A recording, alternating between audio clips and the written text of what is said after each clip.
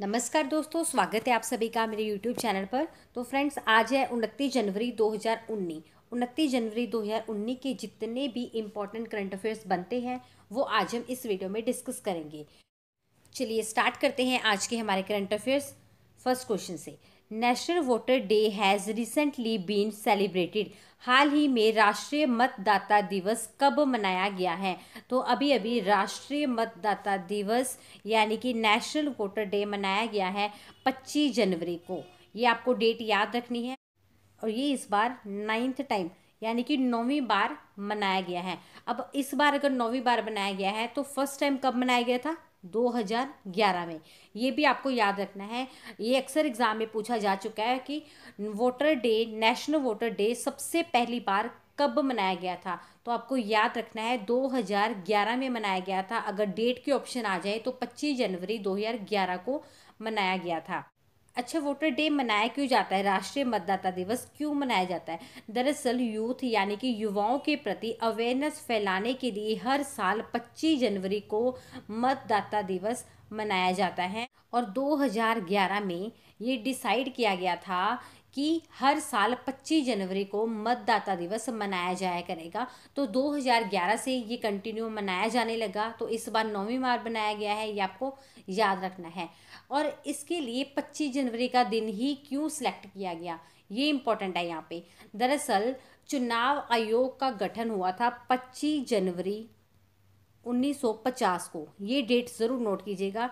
चुनाव आयोग का गठन कब हुआ था? 25 जनवरी 1950 को। अक्सर एग्जाम में पूछा जाता है, इसीलिए 25 जनवरी का दिन ही सिलेक्ट किया गया। तो अभी प्रेजेंट टाइम के चुनाव आयोग मुख्य यानी कि चुनाव आयुक्त कौन है? सुरेश अरोड़ा जी। ये आपको याद रखना है। और ये 23वें नंबर के चीफ इलेक्शन कमिश्नर हैं। आपको ये याद रखना है। पहले वोट देने का हक जो है वो 21 साल की एज में होता था। ये आप सबको पता होगा। 21 साल की एज वाले पर्सन पहले वोट दे सकते थे, लेकिन 1988 में इस एज को कम कर दिया गया, यानी कि 18 साल कर दिया गया कि मिनिमम 18 साल का पर्सन वोट डालने का हकदार होगा, चाहे वो लड़का हो चाहे वो लड़की हो।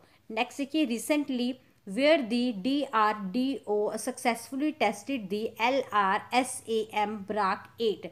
हाल ही में DRDO ने LRSAM Brak 8 का सफलतापूर्वक परीक्षण कहाँ से किया है?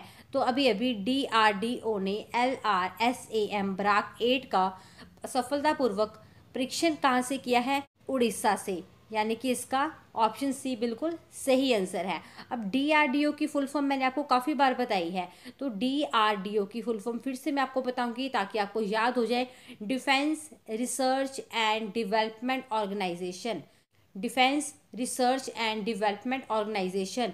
और इसको इस्टाब्लिश कब किया गया था, यानी कि इसकी स्थापना कब हुई थी? 1958 में डीआरडीओ की। ये आपको याद रखना है। अब LRSAM ब्राक। अब सबसे पहले इसकी फुल फॉर्म बहुत ज़्यादा ज़रूरी है LRSAM की, तो नोट कीजिए। Long range surface to air missile. और ये जो ब्राक है, ये ब्राक LRSAM है, यानी कि long range surface to air missile है। इसका सफलतापूर्वक परीक्षण DRDO ने अभी अभी उड़ीसा के तट से किया है। अक्सर एग्जाम में पूछा जा चुका है DRDO का मोटो क्या है। दरअसल एक्चुअल में ये संस्कृत वर्ड में इसका मोटो लिखा गया है, तो लिखिए बलस्य मूलम विज्ञानम। और कई बार एग्जाम्पल में इंग्लिश में लिखा हो तो आपको याद रखना है strengths origin is in science. वैसे ये संस्कृत वर्ड है, इसका मोटो DRDO का बलस्य मूलम विज्ञानम। अगर ऑप्शन में इंग्लिश दिया हो strengths origin is in science, ये है मोटो DRDO का। अब ये जो ब्राक है LRSAM, इसे इंडियन नेवी, इजराइल इंडस्ट्रीज और DRDO ने मिलकर बनाया है। इससे क्या होगा? इंडियन नेवी जो है उसकी पावर बढ़ेगी। ये आपको याद रखना है कि इससे क्या होगा। नेक्स्ट देखिए, who has recently inaugurated the national speech competition on national building and national building। हाल ही में देशभक्त और राष्ट्र निर्माण पर राष्ट्रीय भाषण प्रतियोगिता का उद्घाटन किसने किया है? तो अभी अभी देशभक्त और राष्ट्र निर्माण पर राष्ट्रीय भाषण प्रतियोगिता का उद्घाटन किया है खेल मंत्री राज्यवर्धन सिंह राठौड़ ने, यहाँ पे डबल आर आ गया, सिंगल आर ही आएगा, राठौड़, राइट। देशभक्ति की भावना का विकास करने के लिए और राष्ट्रवादी भावना पैदा करने के लिए ये प्रतियोगिता हर साल आयोजित की जाती है और ये नेहरू युवा केंद्र संगठन इसका आयोजन करता है। खेलो इंडिया का ऑफिशियल एंथम और लोगो जो है वो भी राज्यवर्धन राठौड़ जी ने लॉन्च किया है। खेलो इंडिया यूथ गेम भी अभी अभी हुए हैं महाराष्ट्र में। नेक्स्ट है कि fourth, recently India has signed a 3-year strategic programme with which country. हाल ही में भारत ने किस देश के साथ 3 वर्षीय रणनीतिक कार्यक्रम पर हस्ताक्षर किए हैं। अभी अभी भारत ने 3 वर्षीय रणनीतिक कार्यक्रम पर हस्ताक्षर किए हैं दक्षिण अफ्रीका के साथ। ये आपको याद रखना है। जो प्रेसिडेंट हैं साउथ अफ्रीका के वो यहाँ पे एज अ चीफ गेस्ट आए हुए हैं, साइरिल रामाफोसा, ये आपको याद रखना है। और इन्हीं के साथ मोदी जी ने 3 वर्षीय रणनीतिक कार्यक्रम पर हस्ताक्षर किए हैं। अब साउथ अफ्रीका की बात हो रही है, कैपिटल है केप टाउन और प्रिटोरिया, ये इसकी कैपिटल्स है। करेंसी की बात करें साउथ अफ्रीका की, इसकी करेंसी है साउथ अफ्रीकन रैंड और प्रेसिडेंट मैंने आपको बता ही दिया। Fifth, Ronojoy Dutta has recently been appointed as the new CEO of which company. हाल ही में रोनोजॉय दत्ता को किस कंपनी का नया सीईओ नियुक्त किया गया है। अभी अभी रोनोजॉय दत्ता को नया सीईओ नियुक्त किया गया है इंडिगो कंपनी का, इंडियो एयरलाइंस का, ये नोट कर लीजिएगा। नेक्स्ट देखिए, where is the national conference on agriculture recently organised. हाल ही में कृषि पर राष्ट्रीय सम्मेलन कहाँ आयोजित किया गया है। अभी अभी कृषि पर राष्ट्रीय सम्मेलन आयोजित किया गया है न्यू दिल्ली में, यानी कि इसका ऑप्शन 4 बिल्कुल सही आंसर है। कृषि व किसान कल्याण मंत्री कौन है प्रेजेंट टाइम के? राधा मोहन सिंह, ये नाम बहुत इंपॉर्टेंट है, लिख लीजिए, राधा मोहन सिंह, राइट। ये है कृषि व किसान कल्याण मंत्री। नेक्स्ट देखिए 7th question, Krishna Sopte died recently, who was she. अभी अभी कृष्णा सोपते जी का निधन हुआ है, वह कौन थी? दरअसल अभी अभी कृष्णा सोपते जी का निधन हुआ है, वो एक राइटर थी, एक लेखिका थी। अभी वो 93 ईयर्स के थे, 93 साल के थे, अभी उनका निधन हो गया है। और इन्हें साहित्यकार पुरस्कार भी मिला था, ज्ञानपीठ पुरस्कार भी मिला था, लेकिन इन्होंने पद्म भूषण पुरस्कार लेने से मना कर दिया था। अब यहीं पे इनका नाम यहाँ पे इम्पोर्टेंट बनेगा। अक्सर एग्जाम में पूछा जा चुका है कौन से वो राइटर हैं जिन्होंने पद्म भूषण पुरस्कार लेने से मना कर दिया था, तो उनका आपको नाम याद रखना है, कृष्णा सोपती जी। नेक्स्ट देखिए, recently ISRO has successfully tested the claim set, यहाँ पे SAT तक है, ठीक है, क्लाम सेट एंड यहाँ पे स्पेस आनी थी, एंड माइक्रोसेट व्हीकल PSLV C404। हाल ही में इसरो ने क्लाम सेट और माइक्रोसेट के वाहन PSLV C44 का सफलतापूर्वक परीक्षण कहाँ किया है? तो अभी अभी इसरो ने क्लामसेट और माइक्रोसेट के वाहन PSLV C44 का सफलतापूर्वक परीक्षण किया है आंध्र प्रदेश के श्रीहरिकोटा से। अब PSLV इसकी फुल फॉर्म बहुत इंपॉर्टेंट है, ये नोट कर लीजिए।